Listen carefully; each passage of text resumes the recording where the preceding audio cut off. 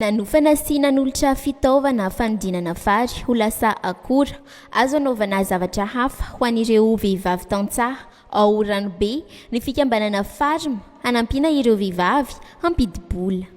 Ny antony nahatonga ny hoe naninona no ireo fitaovan'ireo no nomena ny olona eto dia voalohany aloha ny fikambanana dia miaro sy mikajy ny tontolo iainana dia niezaka izay hoe inona no fomba ahafahan'zareo mampidi-bola nefa koa tsy manimba tontolo iainana ary azon'ireo vehivavy ireo ampiasaina. Dia nampiofana an'zareo aloha izay momba ny fanamboarana charbon vert hoe afaka ahodina ihany koa zany ny fary mba ampiasain'zareo afaka andrahoana sakafo, afaka ampiasaina raha misy fery, lasa alikaola zany. Ankoatr'izany, nanao vovon-drano ho an'ny mponiny Ranobe ihany koa ny fikambanana. Dia ankoatr'izay moa ny fampiasana an'io dia mila rano.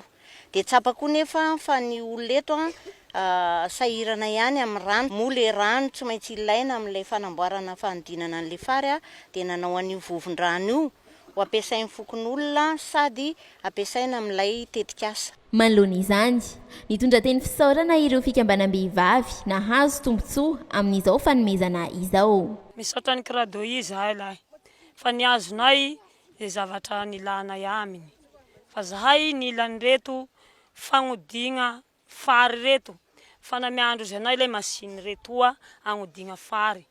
Namiandro izy koa zahay lava-drano hamboaranay azy. Tena bevata ny fisaoranay fa azonay reto ka mazoto zahay lay falifaly ary misaotra ny filohan'ny Farma nahavy an'ireto tsy nitonga avao zao laha tsy ny Farma. Araka izany, ny Kradoi no nanampy ny fikambanana Farma amin'ny famatsiam-bola n'ity tetikasa ity.